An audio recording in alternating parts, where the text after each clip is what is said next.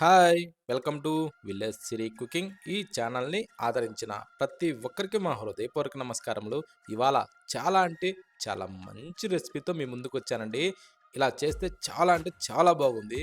ఎన్నో రకాల రైస్‌లు తినుంటాం గానీ, ఈ టైప్‌లో ఈ విధంగా చేసిన ఈ రైసు ఒక్కసారి టేస్ట్ చూడండి. ఇలా చేసి టేస్ట్ చూసిన వాళ్ళు ఎవ్వరైనా సరే దీన్ని వదిలిపెట్టరండి. అంత బాగుంది. దీని పేరేందంటే మసాలా కిచిడి అండి. ఎలా చేయాలో, ఎలా చేశానో ఒకసారి మన కిచెన్‌లోకెళ్దామా? ముందుగా మనం ఏం చేయాలంటే ప్రెషర్ కుక్కర్‌లోకి ఒక గ్లాసు బియ్యము, సగం గ్లాసొచ్చేసి పెసరపప్పు తీసుకోవాలండి.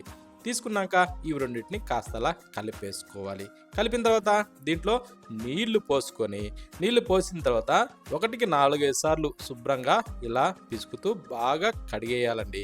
కడిగి నీళ్ళన్నీ వంపేసుకునేసి దీన్ని ఫ్రెష్‌గా ఇలా శుభ్రంగా రెడీ చేసుకొని, మళ్ళా దీంట్లో కొలతకి 3 గ్లాసులు నీళ్లు పోసుకోవాలండి. అంటే రైస్ మనం 1 గ్లాసు, పప్పు అర గ్లాస్ తీసుకున్నాం గదా! అంటే అవి 1:30 ఇవి 3 గ్లాసులు. అప్పుడు పర్ఫెక్ట్‌గా సరిపోతుందండి కొలతకి.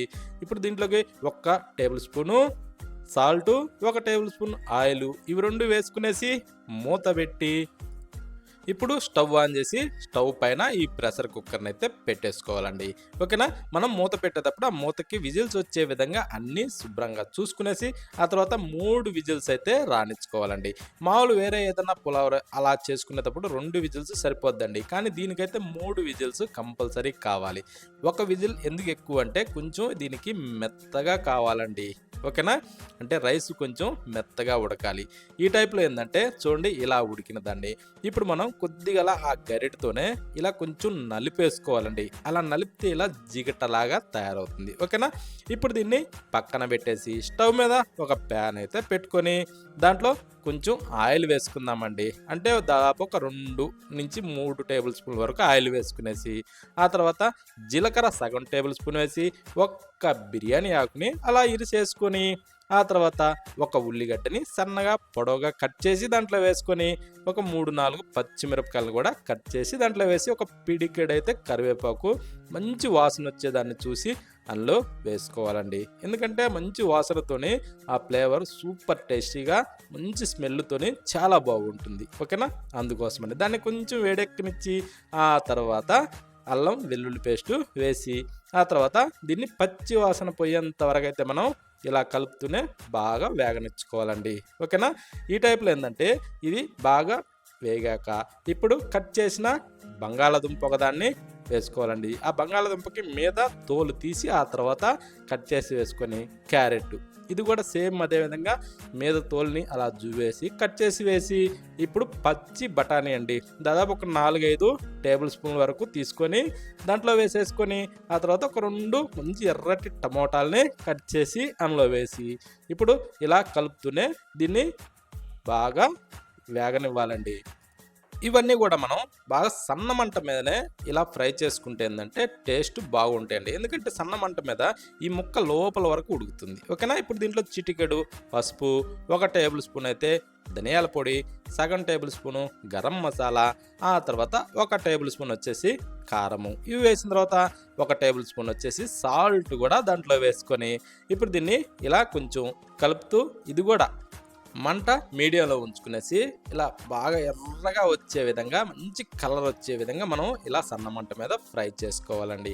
ఓకేనా? ఇలాంటివి చేసేటప్పుడు ఎప్పుడైనా సరే మంట హైలో ఉంచకూడదు. ఇప్పుడు మనం ఇందాక ఉడికించి రెడీ చేసి పెట్టుకున్న ఈ పప్పు రైస్‌ని ఇందులో వేసుకుందామండి. అంటే పెసరపప్పు, అన్నము ఇవి 2 కలిపి ఉడికించాం కదండీ! దీన్ని ఇందులో వేసేసుకోవాలి. పెసరపప్పు, రైసు. ఓకేనా? దాన్ని ఉడికించిన దాన్ని దీనిలో వేసుకునేసి కొంచెం ఇది గడ్డలాగా ఉంటుంది కదా! ఇలా మెల్లిగా తిరగేసుకుంటూ దీన్ని కొంచెం పలచబారనిచ్చి బాగా కలిసిన తరువాత ఎందుకంటే ముందే నీళ్లు పోయకూడదండి. ఈ అన్నం ఏందంటే ఇది మొత్తాన్ని పీల్చుకోవాలండి. ఓకేనా?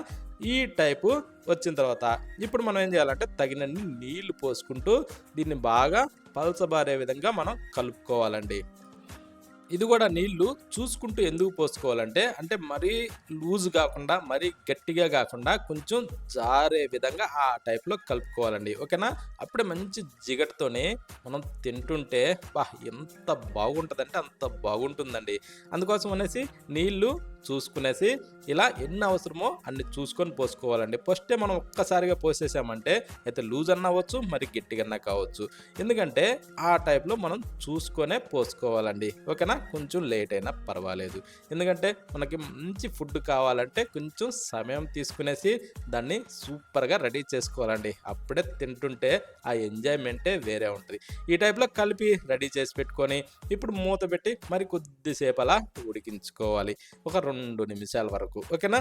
ఇలా ఉడికిన తర్వాత ఇప్పుడు కొంచెం అడుగు పట్టుకోకుండా కాస్త అలా కలిపేసుకునేసి మీదకించి కొత్తిమీరని చల్లేసుకుందామండి.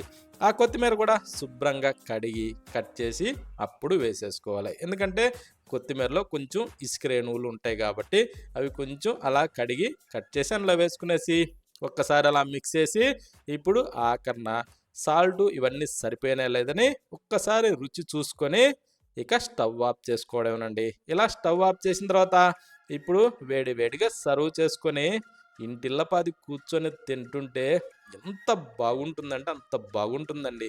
ఇది చిన్న పిల్లల దగ్గర నుంచి పెద్దవాళ్ళ వరకు ప్రతి ఒక్కరు కూడా చాలా ఇష్టంగా తింటారండి.